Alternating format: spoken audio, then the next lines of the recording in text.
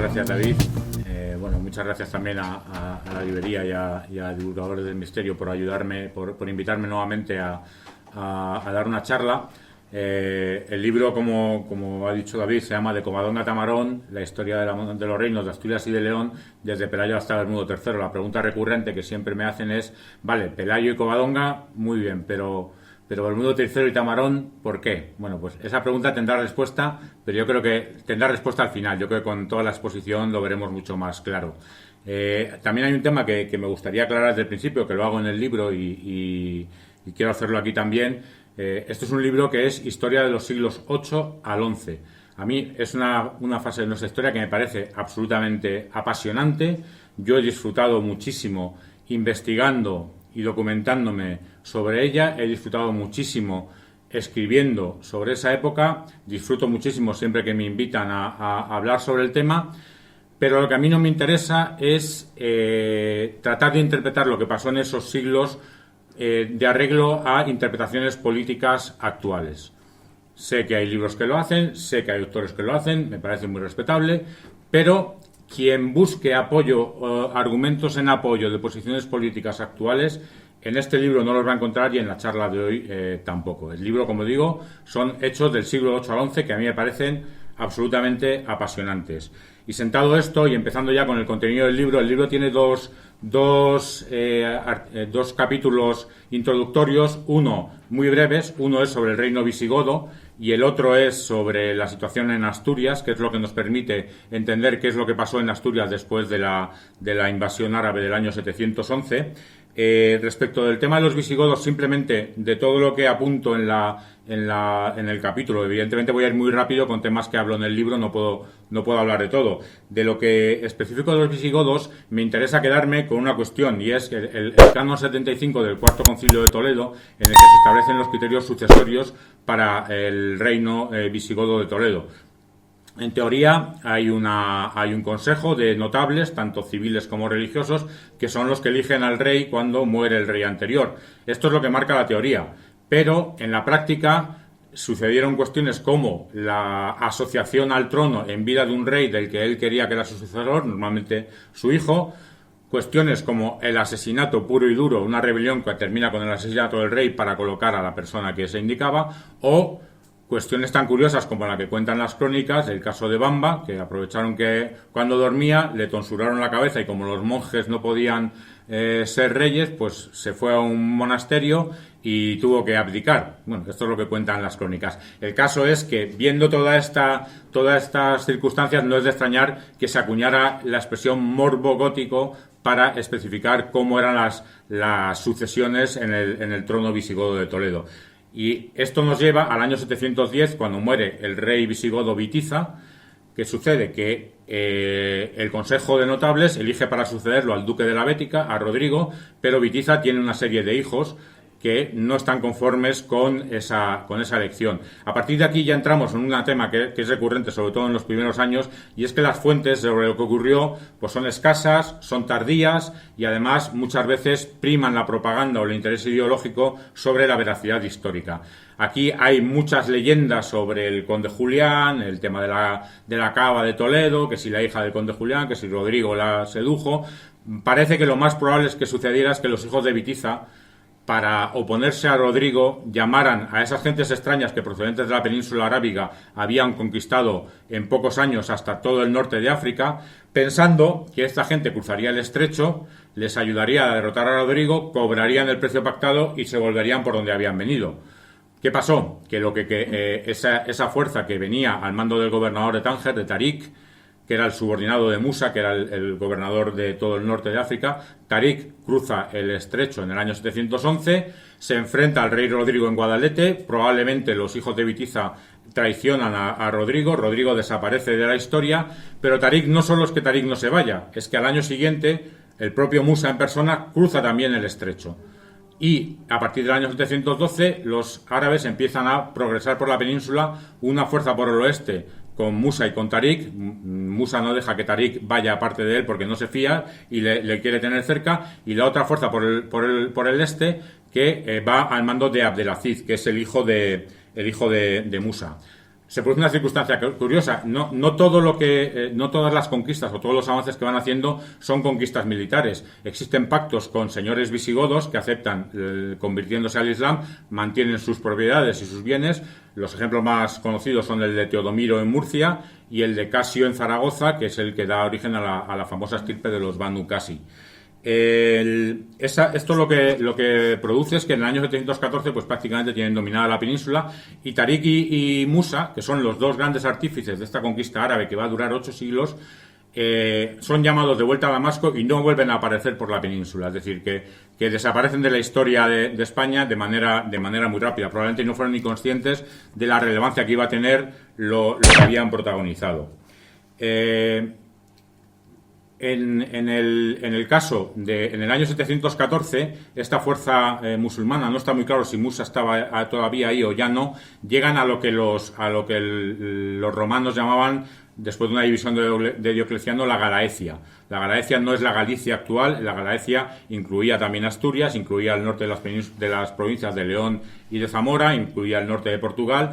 Es verdad que las fuentes musulmanas es el término que utilizan habitualmente, pero insisto, tenemos que dejar claro que incluía todas estas ubicaciones que he puesto de manifiesto.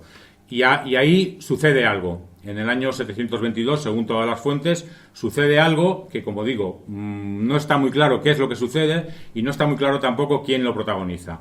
En el libro hablo también de la historia de Asturias en época prerromana, en época romana, en época visigoda, para entender un poco qué es lo que pasó en el año 722. Había teorías sobre una escasa romanización de Asturias, como de los cántabros y de los vascones, teorías que ha habido que ir superando con los últimos descubrimientos arqueológicos que demuestran que el grado de romanización de Asturias fue bastante más amplio de lo que hasta hace unos años se consideraba. Incluso ha aparecido en Argandenes, en Piloña, un ajuar visigodo muy importante. Esto tiene cierta relevancia por lo que veremos después, porque en el año 722 de repente aparece un personaje que es Pelayo. Aparece Pelayo y la primera pregunta es ¿quién era don Pelayo?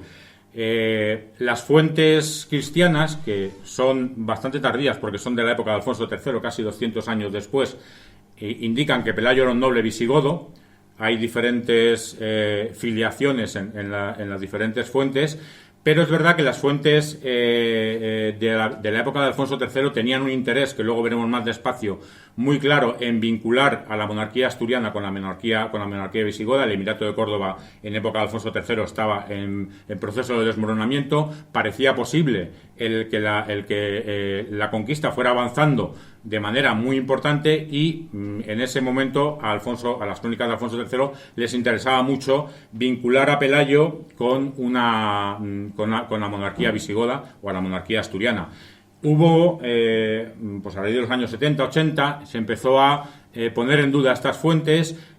Hubo autores como los profesores Barbero y Vigil que, basándose en esa escasa romanización que se creía, decían que era muy poco probable que los astures, que habían luchado contra los romanos, que habían luchado contra los visigodos, era muy poco probable que admitieran que un visigodo fuera el que acaudillara una lucha contra los musulmanes, y se formuló la teoría de que Pelayo era un noble de origen astur, es decir, era de la propia zona asturiana. Concretamente se hablaba de que él residía en las zonas entre el río Piloña y el río Sella.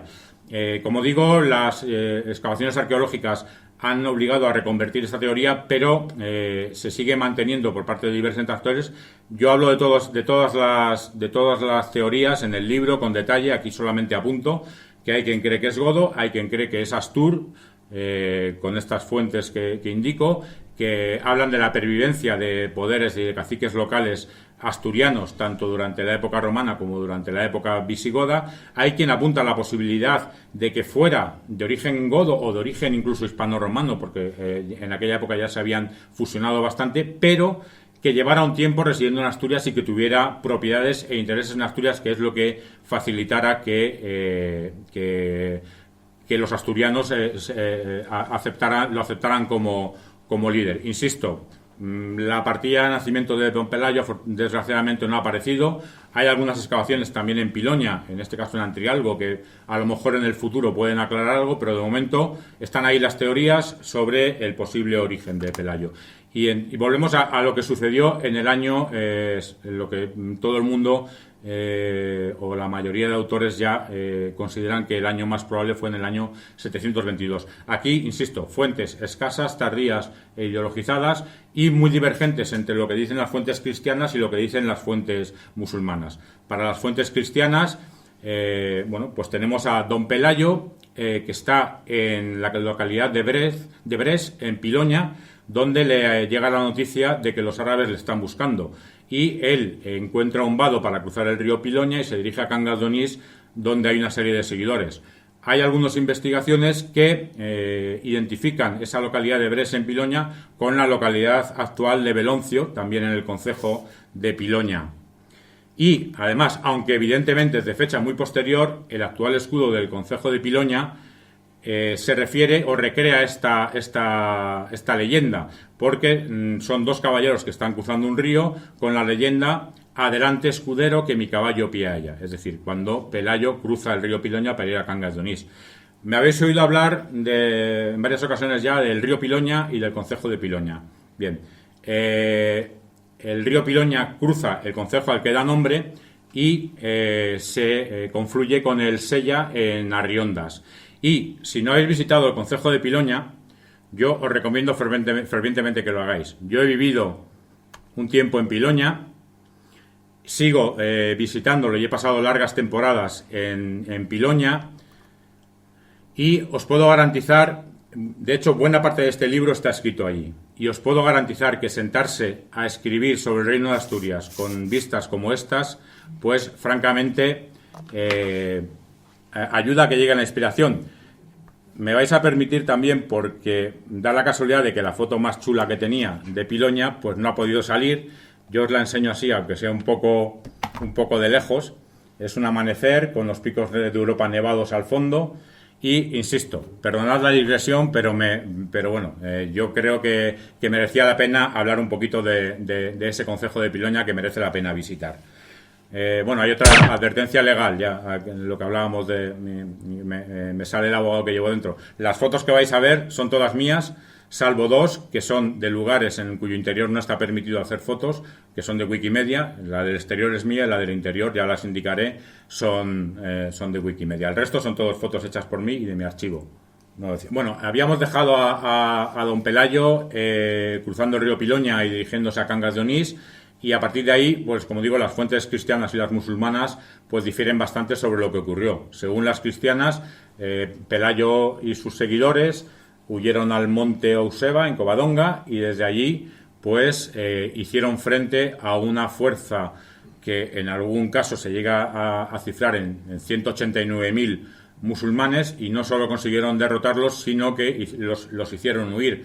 Se habla también de la ayuda divina que hacía que las flechas de los musulmanes se volvieran contra ellos. En eso Sánchez Albornoz tiene un comentario muy gracioso que dice: hombre, más que intervención divina es un tema puramente de lógica. Es decir, si tú estás disparando a gente que está en un monte hacia arriba, lo normal es que por pura ley de la gravedad las flechas volvieran a bajar. Pero el caso es que las cifras evidentemente parecen exageradas.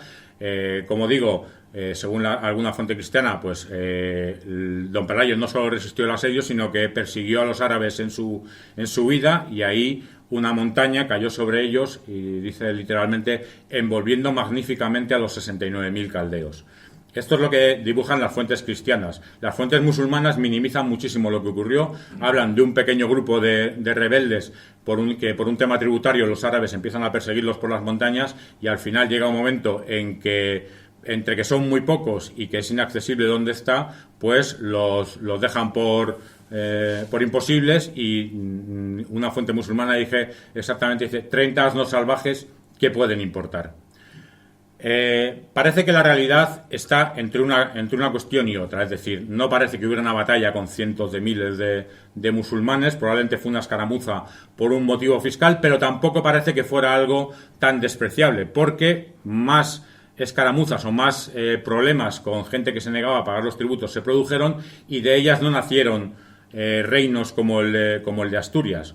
Es decir, que el reino de Asturias tardó, evidentemente, en ir consolidándose, pero la escaramuza que se produjo en Covadonga, hay autores que dicen que no fue en Covadonga, hay autores que incluso niegan la realidad. Yo, insisto, en el libro están todas las fuentes, pero parece que lo que se produjo en las montañas asturianas, seguramente en el año 722, pues fue algo más de una simple escaramuza por un tema de tributos, porque a partir de ahí empezó a generarse el reino de Asturias. Después de Covadonga, ¿qué pasó con don Pelayo? Bueno, don Pelayo instaló su residencia, no creo que se pudiera hablar de corte todavía, instaló su residencia en Cangas de Onís y se instaló allí con su esposa, que tiene uno de los nombres más bonitos de todos los de la historia de la monarquía asturiana. A mí personalmente me encanta, porque la esposa de Pelayo respondía al precioso nombre de Gaudiosa. Pelayo se instala con Gaudiosa en Cangas de Onís y ahí gobierna hasta su muerte en el año 737. Y cuando mueren, son enterrados inicialmente en la iglesia de Santa Eulalia de Abamia, en Corao, en Cangas de Onís. Ahora voy a hacer otro inciso que ya vale para todas las fotos que vamos a ver a partir de ahora. Los sitios que van a salir son sitios que merece todos ellos la pena visitar. Son sitios muy bonitos y los edificios tienen una componente histórica que también es muy importante. Yo recomiendo que todos los sitios que vamos a ver en la presentación, pues quien pueda, los visite. Posteriormente, ya en época de Alfonso X el Sabio, se trasladaron los sepulcros de Pelayo en Covadonga, al lado de la cueva de la Santina. La cuestión de si los restos que hay ahí son de don Pelayo o no, pues excede con mucho el contenido de esta charla. Como digo, Pelayo muere en el año 737 y le sucede su hijo Fabila. Fabila tiene un reinado cortísimo porque cuando solo lleva 2 años reinando y después de una correría por tierras musulmanas, cuando vuelve a la residencia que su hermana tenía cerca de Cangas de Onís, donde posteriormente se construyó el monasterio de San Pedro de Villanueva, llega a su casa y se le mete entre ceja y ceja ir a cazar un oso. Su mujer Froiluba intenta convencerle de que no lo haga, pero Fabila se mantiene en sus 13 y se va a cazar el oso y, como era previsible, gana el oso. Y de ahí viene la famosa expresión de el oso que mató a don Fabila. Las crónicas de la época no refieren mucho sobre la figura de Fabila, más allá de echarle en cara la peregrina idea de ir a cazar un oso, morir y dejar al reino huérfano de rey. En la iglesia de San Pedro de Villanueva, en Cangas de Onís, que actualmente está dentro del complejo del Parador Nacional de Cangas de Onís, en uno de sus ábsides se representa la historia de Froiluba, de Fabila y del oso. Y hay otro elemento del reinado de Fabila que sí merece la pena destacar, y es la iglesia de la Santa Cruz. La iglesia de la Santa Cruz en Cangas de Onís, que no es esta.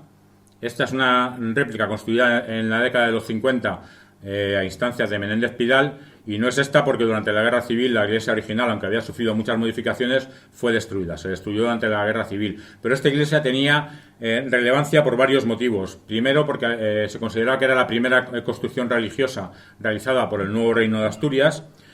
Segunda, porque en su planta, según las crónicas que nos han llegado previas a su destrucción, había influencia visigoda, con lo cual ya se empezaba si no fuera porque Pelayo fuera godo, que insisto, está en discusión, pero que los visigodos sí que tenían ya relación con el Reino de Asturias desde momentos muy iniciales, y además porque había una inscripción que hacía referencia a Fabila y que hacía referencia al reino, que se considera la referencia más antigua al Reino de Asturias.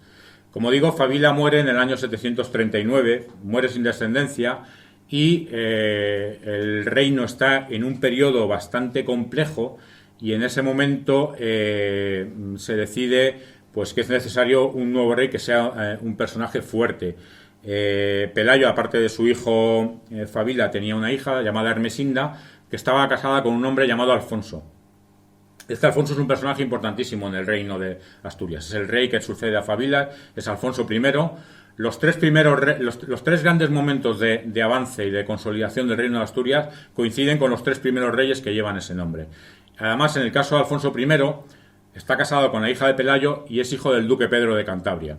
Esto es un elemento importante porque nuevamente es un duque visigodo, nuevamente ya esa confluencia entre los astures y los visigodos que pudieron huir o salvarse de la invasión árabe y además a raíz, que ahora veremos, de un hermano de Alfonso I, se genera una rama cántabra del reino de Asturias que es la que acaba consolidándose en el reino y que se alterna durante un tiempo con la rama asturiana descendiente de don Pelayo, como iremos viendo. A poco de subir al trono Alfonso I se produce una circunstancia importantísima en el desarrollo del reino de Asturias, y es que se produce en el califato, en todo lo que es el califato omeya de Damasco, se produce una revuelta bereber, una revuelta importantísima que hace que los árabes decidan que todas las guarniciones que tienen en el norte de la península abandonen su posición y se dirijan al sur para defender el resto de Al-Ándalus de una posible invasión o de un posible problema con los bereberes. Y esto es aprovechado por Alfonso I para expandir su reino hacia el oeste, hacia Galicia, hacia el este, hacia la zona de los cántabros y de los vascones, y hacia el sur, hacia el Valle del Duero.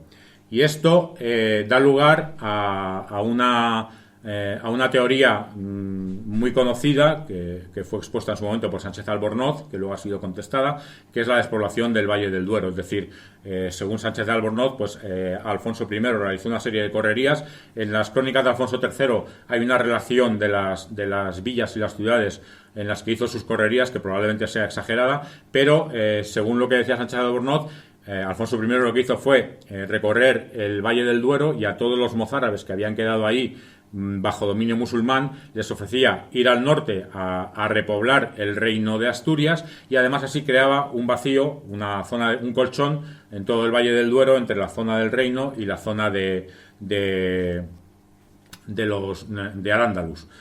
Como digo, y en el libro hablo de ello, hay teorías que contestan esta de Sánchez Albornoz sobre la despoblación del Valle del Duero.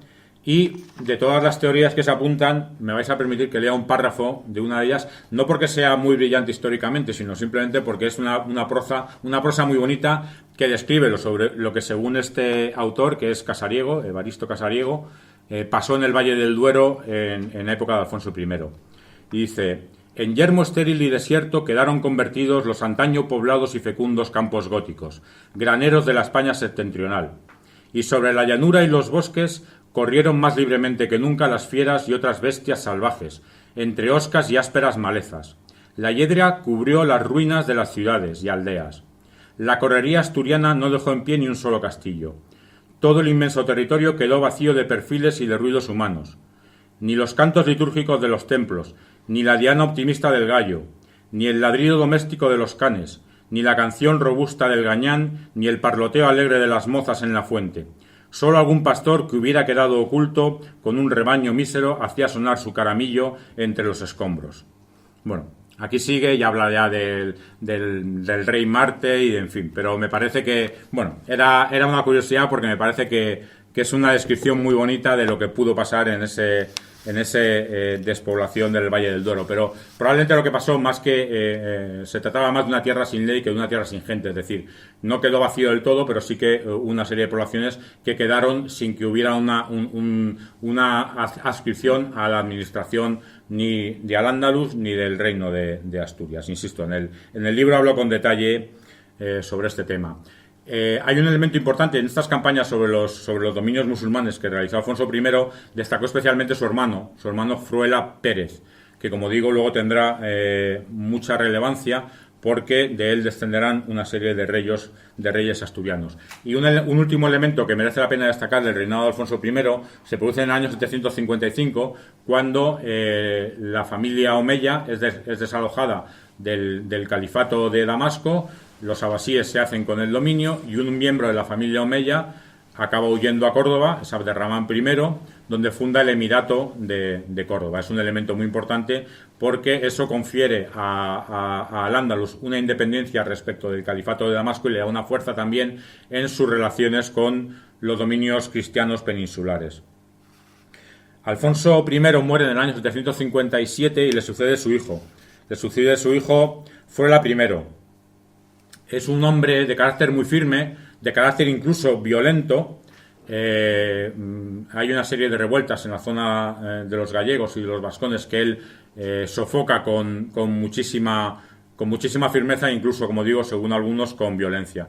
Y en el reinado de Fruela I se produce un hecho también importantísimo. En el año 761, dos monjes llamados Máximo y Fromestano fundan un monasterio llamado de San Vicente, que es el germen de la ciudad de Oviedo.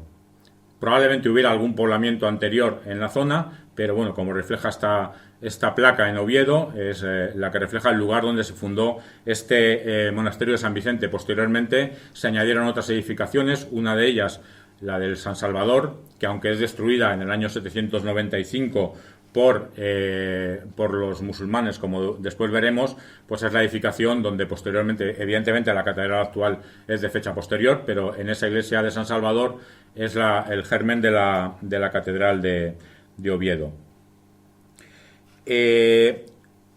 Otro elemento importante es a partir del año 766 en el reinado de Fruela, y es que Abderramán I ya ha conseguido asentar su dominio en la zona andalusí, en Córdoba, y empieza a realizar una serie de expediciones, lo que se llaman razias o aceifas, sobre el reino de Asturias. En esto es un elemento muy importante dejar claro que para los musulmanes durante mucho tiempo este tipo de expediciones no eran expediciones de conquista. Para ellos lo que había allá arriba eran gente que estaban sometidas, que eran un poco rebeldes, y a los que simplemente se contentaban con de vez en cuando dirigir una expedición de saqueo y destrucción. Es decir, llegaban, destruían, saqueaban, se hacían con bienes, se hacían con esclavos, se hacían con ganado y volvían a Córdoba. Es decir, por eso extrañará cuando digamos que en un momento dado llegaron a saquear Oviedo y dicen, bueno, ¿y cómo no destruyeron el reino? Pues que para ellos ese no era el objetivo de sus expediciones. Su objetivo era saquear y volver a Córdoba.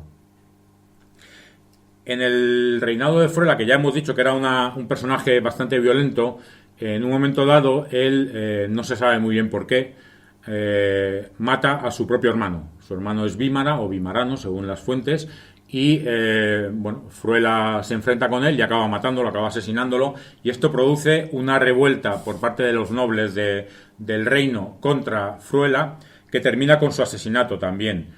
El líder de esta revuelta se llama Aurelio, es hijo de Fruela Pérez y es quien sucede a Fruela después de su muerte como rey de Asturias. Fruela primero tiene un hijo llamado Alfonso, que iremos hablando de él poco a poco, pero en ese momento es un niño pequeño y además los nobles que han decidido asesinar a Fruela, evidentemente lo que no van a hacer es asesinar a Fruela para dejar que sea su hijo quien le suceda en el trono. Entonces es este Aurelio, hijo de Fruela Pérez, que es el primer rey de la rama cántabra, quien se hace con el poder.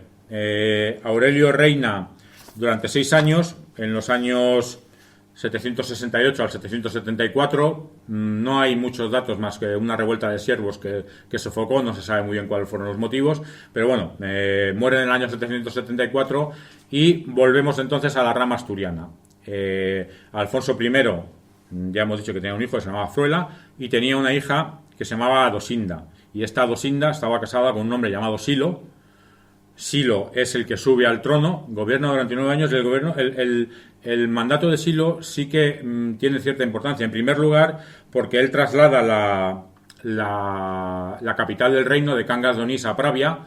Parece ser que porque, como la mayoría de los problemas que se estaban produciendo eran con los galaicos, pues Pravia estaba más cerca de la fuente de problemas que se generaba. Otro elemento importante del reinado de Silo es este acróstico, es una cosa curiosa. El acróstico del rey Silo está en la plaza de Pravia junto a la estatua del rey Silo, y es simplemente pues que puedes leer de 1000 maneras distintas, te pongas como te pongas, una frase que dice en latín: lo hizo el rey Silo, o Silur Rex Fecit. Bueno, lo puedes leer en diferentes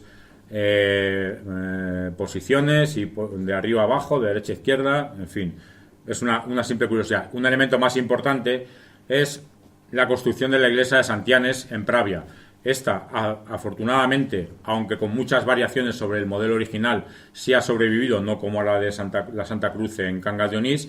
Y esta es una iglesia que se considera muy importante porque anticipa ya elementos del prerrománico asturiano. Es una iglesia muy rompedora con todo lo que se había hecho hasta entonces y se considera como un precedente del prerrománico asturiano. Hay también un diploma, del que no he traído la foto, un diploma del rey Silo, que se considera el primer testimonio escrito del reino de Asturias. Es decir, que hay una serie de datos que hacen que el reinado de Silo pues tenga cierta significación. Además, Silo y su mujer, Adosinda, que insisto es hija de Alfonso I, hermana de Fruela I, están educando al hijo de Fruela I, este Alfonso del que ya hemos hablado y volveremos a hablar, le están educando para que le suceda. Pero cuando muere Silo en el año 783, se produce una circunstancia, una rebelión que no está muy clara.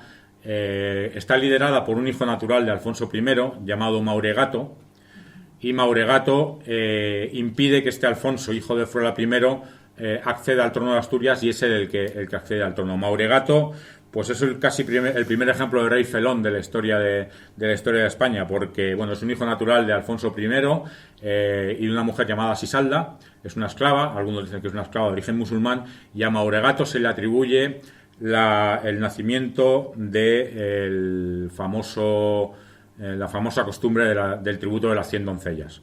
Es decir, un tributo que en teoría se mandaba todos los años. 100 doncellas, 50 nobles y 50 plebeyas se mandaban a Córdoba. Y se acusa a Mauregato por ser hijo de una esclava musulmana de esa circunstancia. Sin embargo, un examen más detallado de lo ocurrido parece dejar claro que las fuentes más contemporáneas, cristianas y musulmanas, no hablan para nada de este tributo. Empieza a hablarse de ello en el siglo XIII y parece que es una construcción posterior y que no existe ese tributo de las 100 doncellas, que no es un hecho real. Es un hecho estupendo para novelas de ficción, pero no es un hecho histórico real.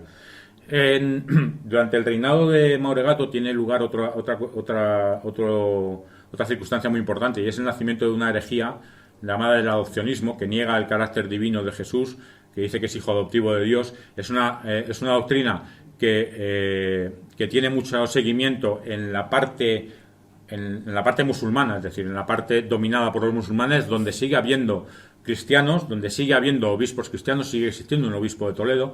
Probablemente para los que están conviviendo con los musulmanes era más fácil convivir con ellos con esta doctrina del adopcionismo, y esto tiene mucho seguimiento en la parte cristiana dominada por los musulmanes y tiene mucho rechazo en el reino de Asturias. Está dirigido este rechazo por el Beato de Liébana. Y Mauregato también se opone a esta circunstancia. De hecho, a esta circunstancia hay un escrito de Beato de Liébano donde es una loa muy importante a Mauregato por haberse opuesto a la doctrina del adopcionismo. ¿Qué importancia tiene esto? Pues que es el germen de la separación de la Iglesia del Reino de Asturias respecto de la Iglesia Metropolitana de Toledo, que seguía existiendo.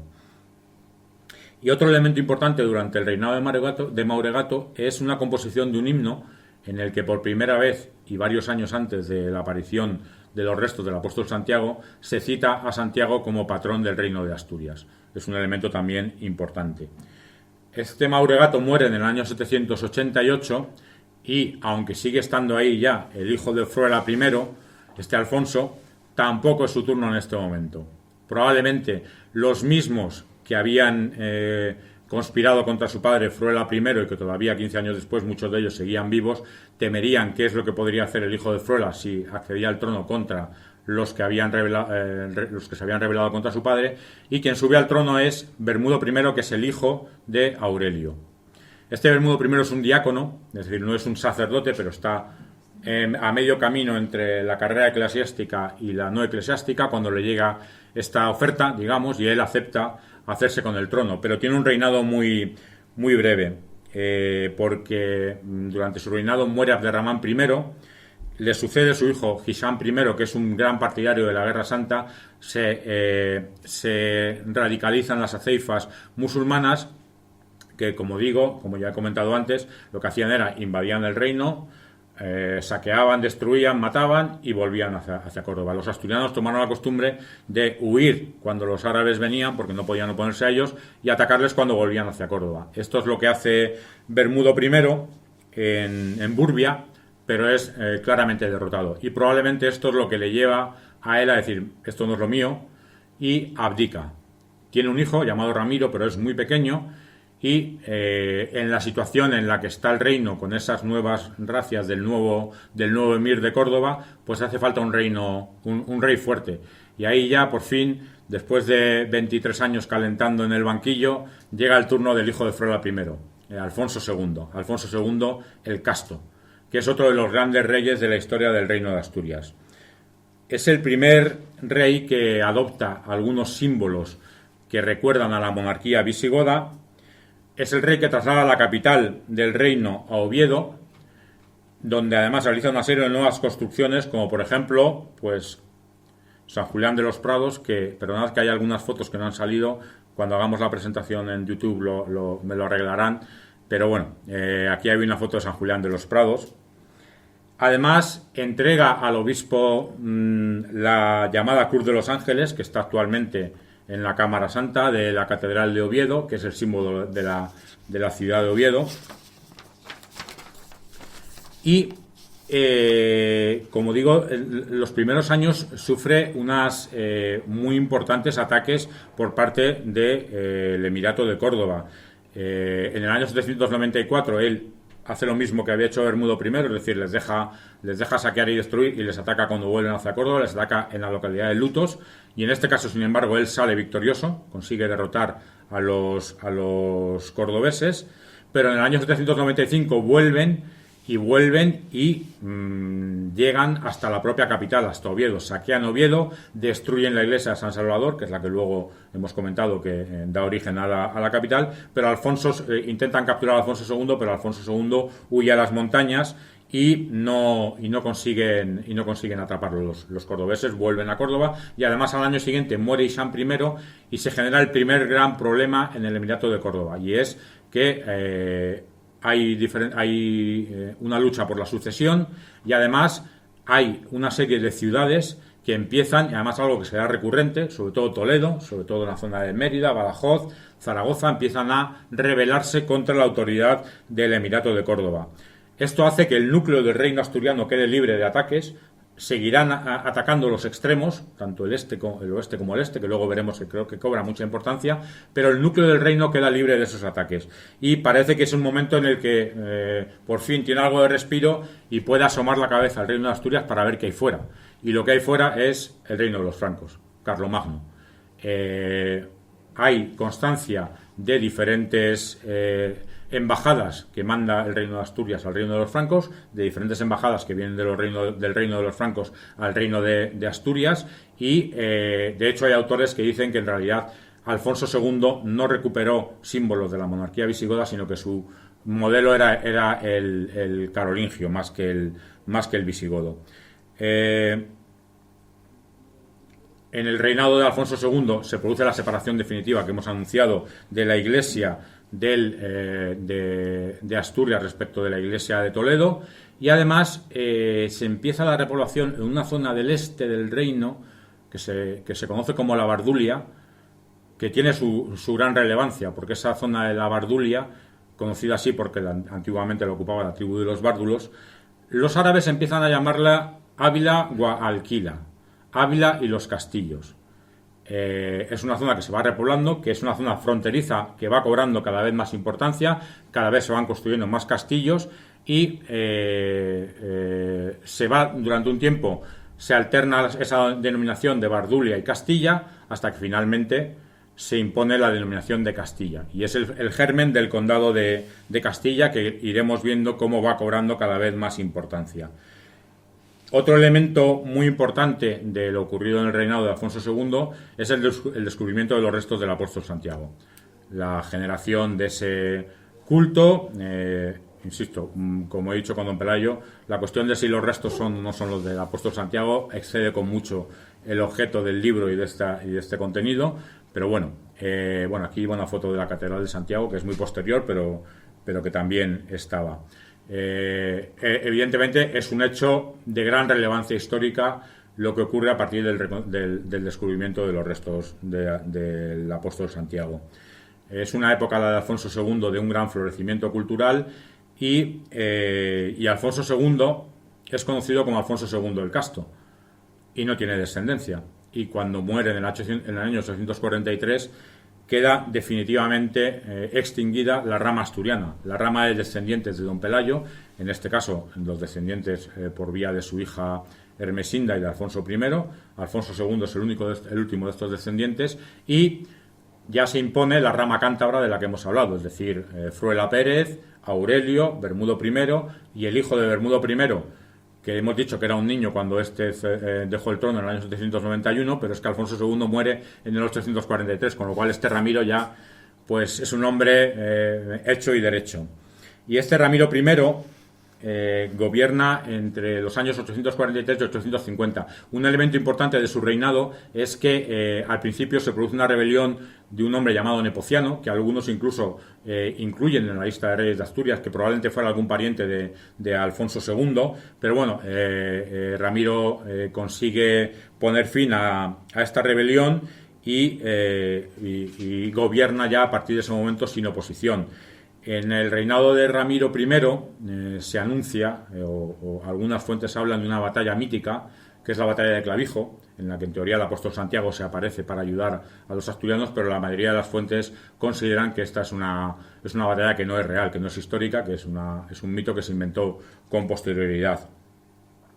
Empiezan a producirse durante el reinado de Ramiro I ataques vikingos que empiezan por Gijón, luego van a La Coruña y acaban bajando a Lisboa, a Algeciras, y acaban remontando el Guadalquivir hasta Sevilla, donde son derrotados por las fuerzas del Emirato. Y quizá lo más significativo del reinado de Ramiro I es el arte ramiriense, el arte prerrománico asturiano, con diferentes representaciones como Santa María del Naranco,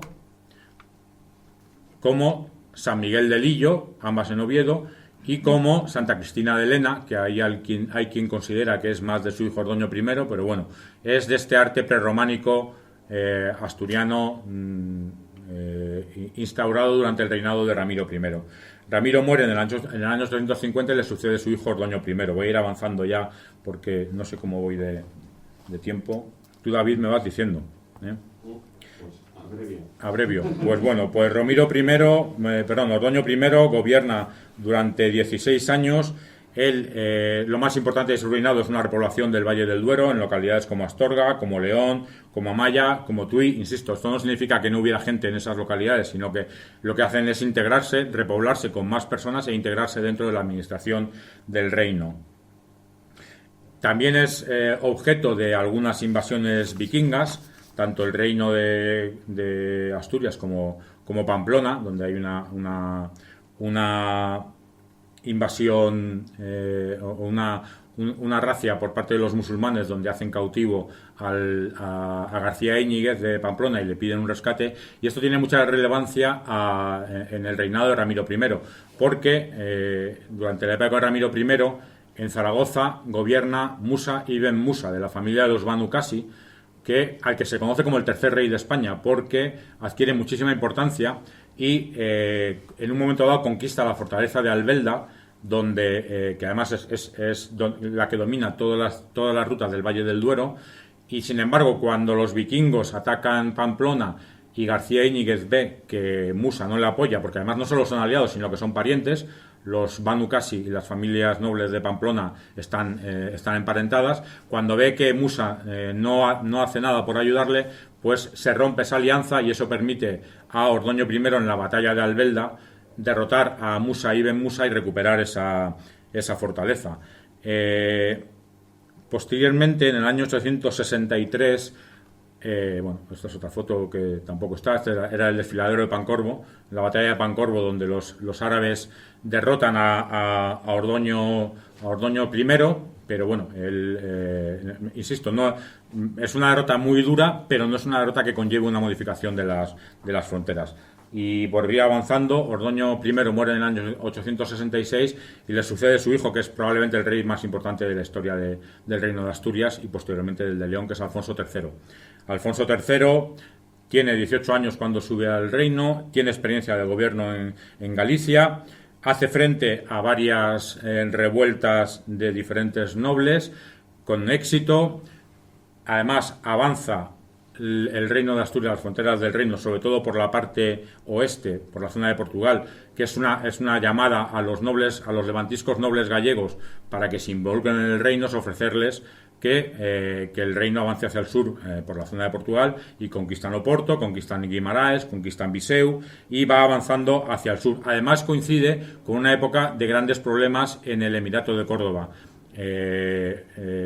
Toledo es prácticamente independiente, Zaragoza es prácticamente independiente, en Mérida hay un caudillo que se llama Ibn Marwan y en la zona de Málaga otro que se llama Ibn Hafsun, que hacen que el Emirato de Córdoba domine poco más que la propia Córdoba, y por eso es porque en la época de Alfonso III se ve como posible ese sueño de recuperar todos los territorios del reino visigodo de Toledo. Por eso se hacen esas crónicas de Alfonso III en las que se identifica a Pelayo como rey godo y por tanto se vincula la monarquía asturiana con el reino visigodo de Toledo, y además, como digo, aprovechando esa serie de problemas en el reino de Córdoba, pues él va organizando el reino de Asturias administrativamente, va construyendo también una serie de edificios religiosos que le permiten el ir asentando nuevas sedes. Por ejemplo, tenemos San Salvador de Valdedios en el concejo de Villaviciosa en Asturias, San Pedro de Cardeña en Burgos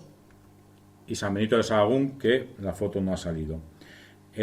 Otro elemento importante del reinado de Alfonso III es que él dona la Cruz de la Victoria para conmemorar los 100 años de la Cruz de los Ángeles que hemos visto de Alfonso I. La Cruz de la Victoria, que en teoría recubre la cruz de madera que utilizó Pelayo en la batalla de Covadonga y que es el símbolo de Asturias y que está en la cámara sacra de la Catedral de Oviedo. En los últimos años de su reinado hay nuevas victorias contra los musulmanes, como por ejemplo el foso de Zamora, pero hay una rebelión de sus hijos, liderados por su hijo García. Y todo esto termina con Alfonso retirado en San Salvador de Valdedios, que también os digo, no era mal sitio para retirarse, ya habéis visto la foto, era un sitio estupendo. Hay alguna fuente que habla de que incluso en el último año de su vida él se pone a las órdenes de su hijo y vuelve a liderar un ejército, pero no está claro si esto es un hecho histórico o no. Pero Alfonso III muere en el año 910 y le sucede su hijo García I. Ya en vida de Alfonso III, y no está muy claro cómo hubo un reparto, pero hubo un reparto de gobierno entre sus tres hijos, entre García I, que estaba en la zona de León, entre Ordoño II, que estaba en la zona de Asturias, y entre Ordoño II en la zona de Galicia y Fruela II en la zona de Asturias. Insisto, ninguno se proclamó rey en vida de su padre y no está muy claro si después Ordoño y Fruela eran reyes independientes o estaban sometidos a su hermano García. García, en todo caso, es coronado ya en León, es un elemento importante para el cambio de la capitalidad. En aquella época no había un boletín oficial del Estado que dijera hoy que la capital se traslada de Oviedo a León y hoy el reino se cambia de Reino de Asturias a Reino de León. Los documentos, de hecho, hablan indiferentemente de reinante en Oviedo, reinante en León y la denominación también, es decir, a la gente del siglo IX y X pues le preocupaba bastante poco lo que en el siglo XXI pudiéramos pensar respecto de cuestiones que para ellos no eran tan importantes como para nosotros y por tanto, insisto, no hay una fecha oficial en la que el reino cambiara de nombre. En el libro hablo con mucho más detalle, pero bueno, como vamos mal de hora, pues no voy a entretenerme más y remito al libro. Un elemento importante del reinado de García I es no la fundación, bueno, sí, no me sale la palabra. Bueno, este es el monasterio de San Miguel de la Escalada, en León. Es una joya del arte mozárabe, fue consagrado, no me salía la palabra, en el año 913 durante el reinado de García I. Y bueno, pues es una verdadera maravilla del arte mozárabe. Y un elemento importante que también sucede durante el reinado de García es que en Córdoba sube al poder Abderramán III. Sube al poder del Emirato de Córdoba todavía, aunque él luego lo transformará, como veremos, en califato. Y es uno de los personajes fundamentales que más se enfrentó al reino ya de León. En el año 914 muere García. Su hermano Ordoño II, que había estado gobernando en Galicia, es coronado como rey de León en León. Sigue Fruela actuando en Asturias. En el reinado de Ordoño II, pues alternan las victorias y las derrotas con Abderramán. Hay una alianza con Pamplona muy importante porque el reino de Pamplona conquista la zona de La Rioja, con lo cual pues es un colchón para la frontera este del reino de León. Y muere en el año 924. Muere en el año 924 y está sepultado en la Catedral de León, donde tiene un sepulcro realmente espectacular, que merece la pena. A partir de ahí se suceden una serie de años en las que hay varios reyes que se van intercambiando, hay algunos incluso que gobiernan sin que luego, cuando en la época de Alfonso X se hace la lista oficial de los reyes de Asturias y de León, pues no llegan a figurar. Voy a pasar muy rápido y me voy a centrar ya en el reino de Alfonso IV, de 926 a 931. Simplemente apunto que en el año 929 Abderramán III se proclama califa y empieza el Emirato de Córdoba. El emir de Córdoba, que es un cargo esencialmente civil, se convierte en líder religioso porque en la zona de África se estaban proclamando, los fatimíes habían proclamado un califa, y al final dice, oye, pues yo me independizo también del califato de Damasco y me nombro califa y líder religioso de todo lo que es el Al-Ándalus cordobés. El siguiente rey importante, muy importante, Ramiro II, que es rey en los años 931 a 952, y durante su reinado sucede primero un hecho muy importante en el año 933. Estas son las ruinas del castillo de San Esteban de Gormaz. Aquí en el año 933 hay un intento por parte del Califato de Córdoba de tomar este castillo, pero el noble que lo defiende no solo consigue mantener con éxito la defensa, sino mandar un mensajero a Ramiro para que Ramiro acuda en su auxilio. Este noble es Fernán González. Fernán González, conde de Castilla. Hablaremos más en detalle de Fernán González y del condado de Castilla. Pero esta es la primera intervención importante de Fernán González como conde de Castilla. El siguiente hecho fundamental del reinado de Ramiro II es la batalla de Simancas, en el año 939. La batalla en sí, en Simancas, donde además hay una coalición porque está el conde de Castilla, el conde de Monzón, el rey de Pamplona y el rey de León, se enfrentan a Abderramán III y le derrotan no en la propia batalla, que prácticamente acaba en tablas, sino cuando Abderramán se está retirando en Alándega, es atacado por los cristianos, su ejército en esa retirada, y es masacrado. Esto tiene una serie de consecuencias. La principal es que Abderramán III toma la decisión de no volver a liderar unas de estas racias o aceifas contra los cristianos, mandar a generales que son los que se encargarán a partir de ese momento, y también decide cambiar su estrategia de relación con los reyes cristianos. Habrá aceifas a cargo de generales con saqueo y destrucción, pero él decide que lo que va a hacer a partir de entonces es tratar de involucrarse políticamente y de desestabilizar políticamente al Reino de León. Y es una estrategia que, como veremos, surge muchísimo éxito. De hecho, hay autores que dicen que los reinos cristianos durante el califato de Abderramán III se convierten en protectorados del califato de Córdoba. En el año 951 muere Ramiro II. Fue la época de más esplendor, ¿no? Sí. Bueno, ya un poquito después, ahora veremos otra figura también importante, no me quiero anticipar. He hablado de Fernán González, terminamos el reinado de Ramiro II, que muere en el año 951. He hablado de Fernán González y hay un capítulo entero del libro donde hablo muchísimo del tema del mito de la independencia de Castilla. Como no tenemos tiempo, se ha considerado a Fernán González como el primer conde independiente de Castilla. Se habla de la leyenda del caballo y el azor, es decir, que le regaló un caballo y un azor al rey de León. El rey de León se empeñó en pagarlo, pero como no llevaba dinero, pues los intereses fueron corriendo hasta el punto que cuando se acordaron del tema, pues era tan caro que le decidió, oye, pues te cedo el condado y ya está.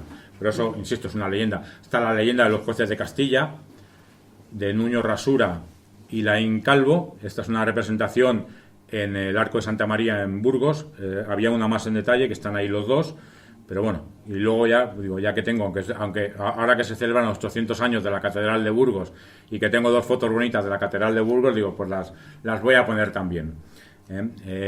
Pero hablando nuevamente de la independencia del Condado de Castilla, la mayoría de las fuentes coinciden en que el Condado de Castilla ganó protagonismo a partir de Fernán González, que consiguió convertir el título de conde de Castilla en título hereditario para su familia, ganó y dominó la política de León durante mucho tiempo, pero el condado de Castilla en ningún momento se llegó a independizar del reino de León. Insisto, hablo con mucho detalle en el libro, no voy a entrar en el mismo, pero vamos, la conclusión es esa. Este es el torreón de Fernán González en Covarrubias, que es uno de los elementos que en su momento se arguyó como de las discusiones entre Ramiro II y Fernán González, que lo había construido sin permiso del rey de León.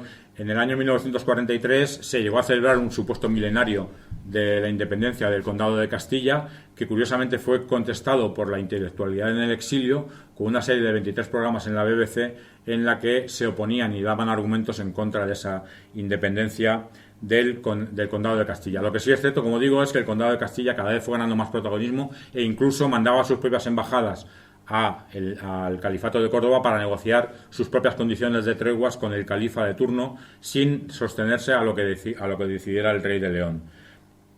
Los siguientes reyes, Ordoño III, Sancho I y Ordoño IV, pues no tienen excesiva relevancia, únicamente, destacar la famosa historia de Sancho I el Craso, que cuando subió al trono, pues pesaba más de 120 kilos, no había caballo que lo soportara, y por eso se llama el Craso, de graso.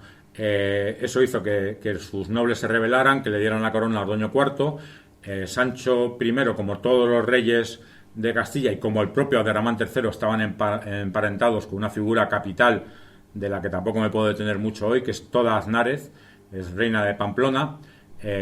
Sancho I va a ver a la reina Toda, que es su tía, y Toda le pone en contacto con Abderramán III. Abderramán III parece que le somete a un régimen muy estricto, consigue que adelgace y además con un ejército con apoyo de Abderramán III, vuelve a León y se hace con el trono derrotando a Ordoño IV, incluso hace prisionero a Fernán González.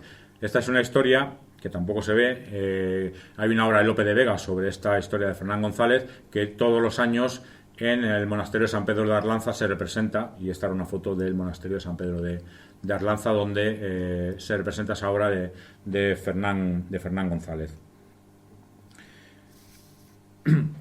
Sancho I muere en el año 966, le sucede su hijo, que es Ramiro II, y eso es un niño, y por tanto hay un periodo de regencia, y uno de los primeros elementos fundamentales de su reinado es que en el año 970 muere Fernán González. Fernán González está enterrado en la bonita colegiata de San Cosme y de San Damián en Covarrubias. Este es el sepulcro de Fernán González. Y el siguiente elemento, Fernán González es sucedido por su hijo García Fernández, a quien se le ocurre en el año 974 intentar deshacerse de ese vínculo con Córdoba, y ataca la fortaleza califal de Gormaz. La fortaleza de Gormaz, hoy todavía, que está medio en ruinas, es todavía formidable, es impresionante. Este sí que recomiendo a todo el mundo que la vea, pero desde luego, en pleno funcionamiento, con sus muros bien construidos y llena de personal, debía ser una fortaleza realmente complicada de tomar. García no consigue tomarla, y el siguiente elemento fundamental, y hablabas de personajes esenciales, en el año 978 se convierte en el consejero principal del califa un personaje llamado Ibn Abdallah Ibn Abu Amir, al que se conoce como el Victorioso, es decir, Al-Mansur, es decir, Almanzor. Almanzor sí que es el personaje más importante probablemente del Al-Ándalus, del califato de Al-Ándalus.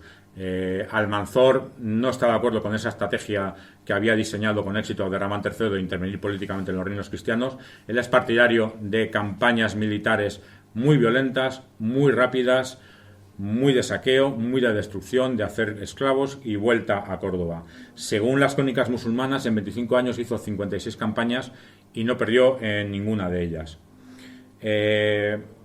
Mientras tanto, en el Reino de León, Ramiro III tiene una serie de nobles descontentos que eligen otra figura como rey, que es Bermudo II. Hay una guerra civil de ambos hasta que en el año 985 muere Ramiro III. Le sucede Bermudo II, que esencialmente su reinado está definido que mientras aceptaba treguas con Almanzor, pues estaba en paz, y cuando se le ocurría pelearse con Almanzor, volvía a encontrarse con Aceifaz, donde atacaba lugares como Clunia, lugares como Sahagún, como Astorga, como Valencia de Don Juan y León, la propia capital León es atacada. En algún momento dado Bermudo llega a huir a Lugo porque Almanzor se hace con la domina León, y en el año 997 la principal campaña de Almanzor, la más conocida, es contra Santiago de Compostela. Además, según muchas fuentes, o bien estaba apoyado o bien simplemente le dejaron pasar una serie de señores, de nobles gallegos, descontentos con Bermudo II. Voy a ir muy rápido ya con Alfonso V, que es el sucesor de Bermudo II.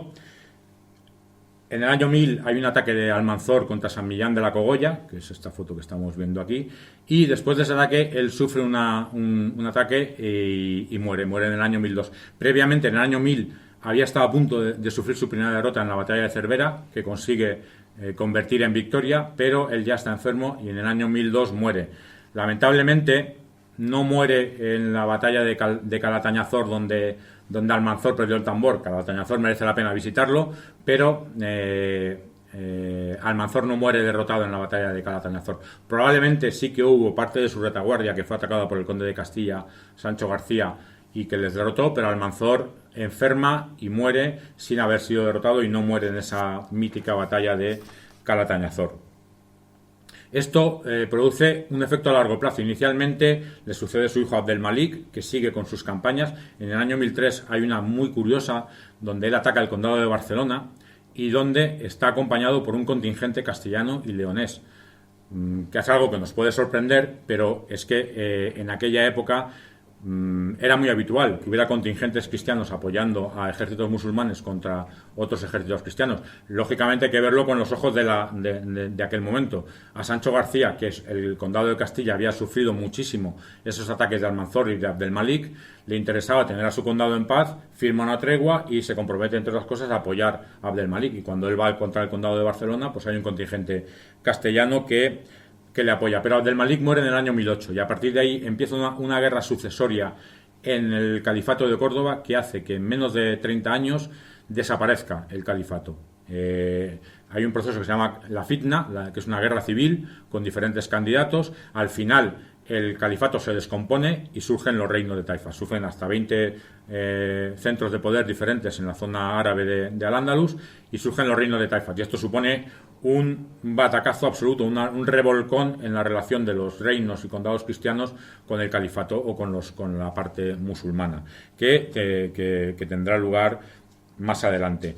Un elemento también importante de Alfonso V es la publicación del Foro de León, que es un elemento jurídico muy, muy importante. Y ya vamos al último rey, y voy a ir muy rápido. Bermudo III es el hijo de Alfonso V y sube al trono en el año 1029, porque su padre muere en el asedio de Viseo, y es un rey que tiene que afrontar bastantes dificultades. Es menor de edad, su madre es la hermana del rey de Pamplona, de Sancho III.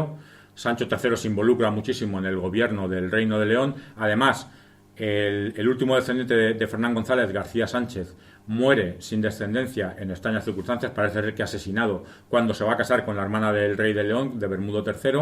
El condado de Castilla pasa a la mujer del rey de Pamplona, que es Muñadona de Castilla, y se cede a un hijo de este matrimonio, que es Fernando Sánchez, que es el futuro Fernando I de León. Por ir rápido, en el año 1035 muere este Sancho III de Pamplona, divide su reino entre sus hijos, entre García, que es al que concede el reino de Pamplona, entre Ramiro, al que le da el condado de Aragón, del que luego nace el reino de Aragón, Gonzalo, al que le da los condados de Sobrarbe y Ribagorza, y Castilla, que se lo cede a su hijo Fernando. Y este Sancho III está enterrado, curiosamente, en San Salvador de Oña, en Burgos. Otro sitio que recomiendo a todo el mundo visitar es el Panteón de los Reyes y Condes de Castilla. Esta es una de las fotos que es de Wikimedia, porque no se pueden hacer fotos en el interior, pero los condes de Castilla menos Fernán González, y algunos reyes, como Sancho II de Castilla, están enterrados aquí en San Salvador de Oña. Cuando muere Sancho III, ¿qué sucede? Que él, como digo, le da el reino de Pamplona a su hijo García, a su primogénito, y le da el condado de Castilla a Fernando, a su hijo Fernando. Pero le da un condado de Castilla muy disminuido, porque el condado de Álava y la parte este del condado de Castilla se anexan al reino de Pamplona. Esto genera un problema muy importante, porque, como hemos dicho, el condado de Castilla no es independiente, sigue siendo parte del Reino de León, y por tanto, a quien está privando de una serie de territorios es al Reino de León. Y esto produce que en el año 1037 hay una batalla, la batalla de Tamarón, y aquí llegamos a la explicación del final del libro, la batalla de Tamarón, que enfrenta por un lado al rey Bermudo III de León y por otro a García I de Pamplona, apoyado por su hermano Fernando Sánchez, conde de Castilla. En esta batalla de Tamarón muere Bermudo III, muere sin descendencia y solamente tiene una hermana, Sancha, que curiosamente está casada con este Fernando Sánchez, conde de Castilla. Y por tanto, no sin problemas, porque a los nobles leoneses no les hacía gracia que el responsable de la muerte de su rey fuera su nuevo rey, pero un año después son coronados en León como reyes de León Sancha, y este Fernando Sánchez se convierte en Fernando I el Magno. El condado de Castilla desaparece como tal. Aquí, bueno, tenemos los sepulcros de Bermudo III, hay dos, uno en San Isidoro de León, esta también es de Wikimedia porque no se puede hacer fotos, y otro está en Santa María la Real de Nájera. Este es el sepulcro que sí, la foto sí que es mía. Aquí me preguntan muchas veces que por qué pongo Bermudo con V. Bueno, yo lo he visto en algunos sitios con B, en otros con V, en su sepulcro está puesto con V. A mí me gustaba más y por eso en mi libro Bermudo está puesto con V. Como digo, después de la muerte de Bermudo, el reino pasa al conde de Castilla, Fernando Sánchez. El condado de Castilla desaparece como tal, es decir, Fernando no adjudica el título de conde de Castilla a nadie más y reaparecerá ya como reino en el año 1065, cuando Fernando I muere y divide su reino entre García, al que le da Galicia, Alfonso VI, al que le da León, y Sancho II, al que le da Castilla. Por eso el libro termina en la batalla de Tamarón y por eso el libro se llama De Covadonga a Tamarón, porque la batalla de Tamarón es un punto de inflexión fundamental en la relación entre el Reino de León y el todavía Condado de Castilla. Una relación que seguirá evolucionando cuando Castilla ya se convierta en reino en 1065, y eso es de lo que hablo en mi otro libro, que también está por ahí, de la Guerra de la Unificación, que son los apasionantes 200 años de esa historia de unión, separación, guerras y alianzas entre los ya reinos de León y de Castilla. Bueno, a mí ya no me queda más que daros las gracias a todos, deciros que el libro está ahí, de Covadonga a Tamarón. Espero que os haya interesado para comprarlo, más que nada porque he tenido que ir muy rápido y en el libro hay 1000 historias más, está todo mucho más detallado y mucho más explicado. Y lo que sí me gustaría, aunque haya algunas fotos que no han podido salir, es haber transmitido un poquito de mi pasión por perderme por las carreteras secundarias de Asturias, de León, de Castilla y de La Rioja, que por cierto mando un beso, que no ha podido venir, a Cristina, que siempre se ha ofrecido a acompañarme en estos viajes frikis míos para ver piedras, y desde luego recomiendo a todos visitar estas maravillas de nuestra historia y de nuestra arquitectura. Muchas gracias. Bueno, nos quedamos a las puertas de ese Alfonso VI, que además, bueno, pues tiene esos reinos de Galicia, de León y de Castilla, pero aún así, y me gustaría algunas breves preguntitas, y me gustaría ponerte en un brete. Yo al principio lo decía, reino astur-leonés, reino de Asturias, o reino de León, como en algunos sitios. ¿En qué momento, si hay partición, en qué momento se podía decir? Bueno, más que partición es un cambio de nombre, es decir, el reino inicialmente es de Asturias, y cuando después de Alfonso III ya la capitalidad, aunque como digo no es algo que se ponga en el BOE de un día para otro, pero al final Oviedo queda muy lejos del centro de acción, y el centro de acción se va desplazando hacia León. Insisto, en el reinado de Alfonso III se le nombra en algunos casos como reinante en León, y en reyes posteriores se habla de ellos como reinante en Oviedo en los documentos. Insisto, la gente de aquella época estaba muy poco preocupada por disquisiciones lingüísticas que nos puedan afectar a nosotros. Entonces, el reino es el mismo. Lo que ocurre es que cuando León se convierte en capitalidad, se impone el nombre. Además, en el libro creo que digo a partir de más o menos de qué fecha, la primera vez que se utiliza el término Reino de León, que es el que al final se acaba imponiendo, porque la capital ya claramente se convierte en León a partir de Alfonso III y sobre todo sus hijos García I, Ordoño II, que para eso tiene la avenida principal de León, que lleva su nombre, y está con esa bonita... Pero me refiero, no hay una cuestión de mayor influencia, sino sencillamente un cambio de capitalidad, para estar más centrado en cuanto al resto del reino. Sí. Solo es eso. Solo es eso. A diferencia de lo que luego pasará con Castilla, que sí que es otro reino distinto.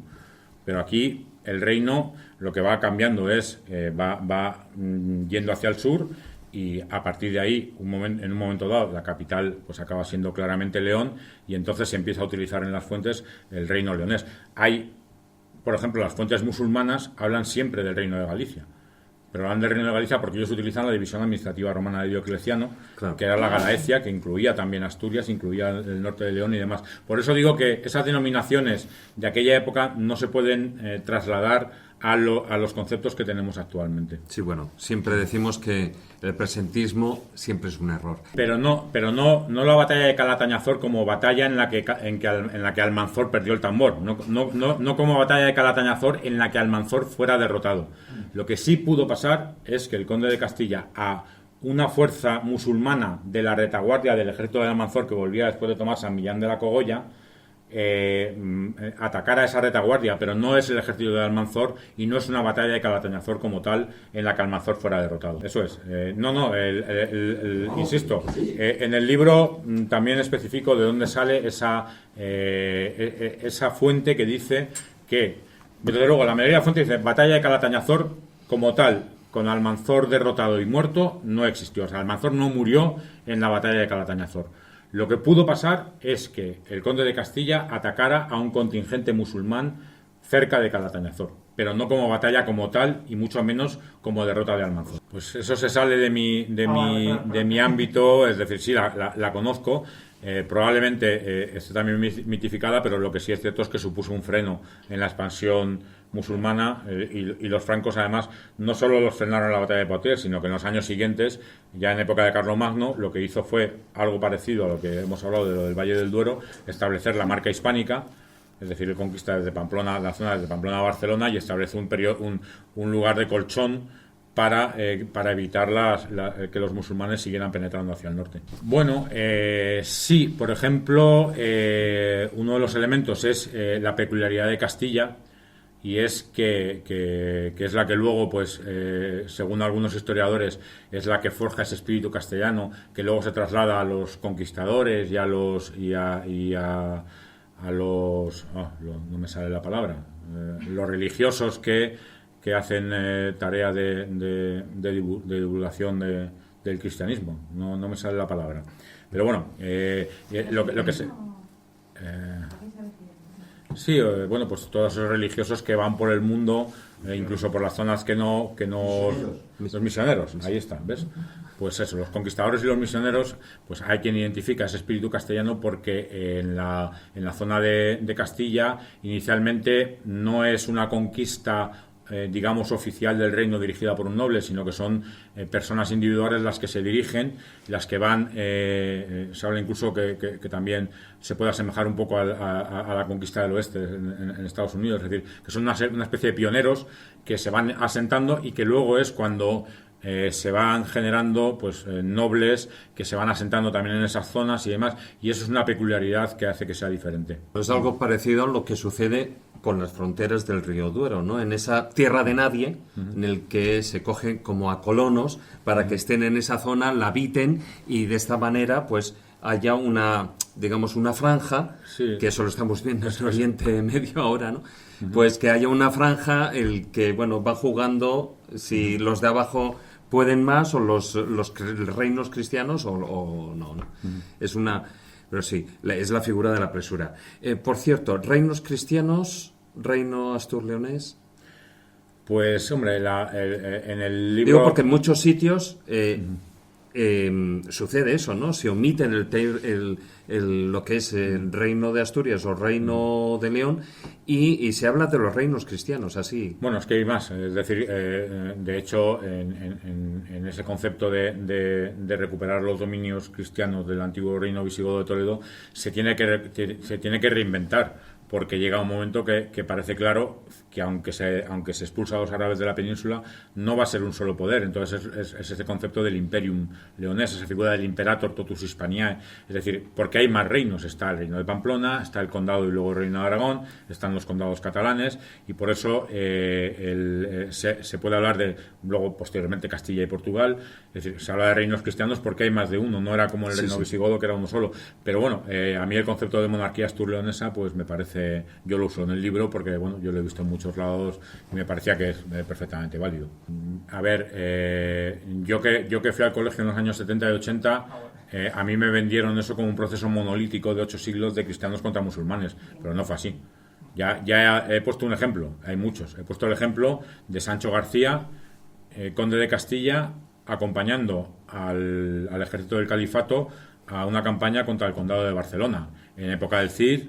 El Cid, en la batalla de Graus, él está con el Al-Mutamid, me parece que es, de Zaragoza, y está contra Ramiro I de Aragón, que muere en esa batalla. Y está Sancho, el príncipe de Castilla. Hay un contingente castellano. El Cid no está claro si estuvo o no, pero Sancho de Castilla sí que estaba allí. He hablado de cuando Almanzor ataca a Santiago de Compostela. Algunas fuentes dicen que había cristianos que le acompañaban, otras fuentes dicen simplemente que le dejaron pasar. Es decir, que no fue un proceso de monolítico de cristianos contra musulmanes. No sé si llegó a influir en el reino astur-leonés. Todas las batallas de esa época tienen un componente mítico, insisto. Cuando hemos hablado de Covadonga, ya las fuentes de Alfonso III pues mitifican mucho lo que ocurrió allí. Lo que ocurrió en Roncesvalles también está muy mitificado por las fuerzas francas y sobre todo por esa corriente historiográfica del siglo XIX, de esa nacionalismo, de esa construcción de mitos nacionales, y en el caso de Roncesvalles pues los franceses pues mitificaron enormemente lo que pudo suceder allí.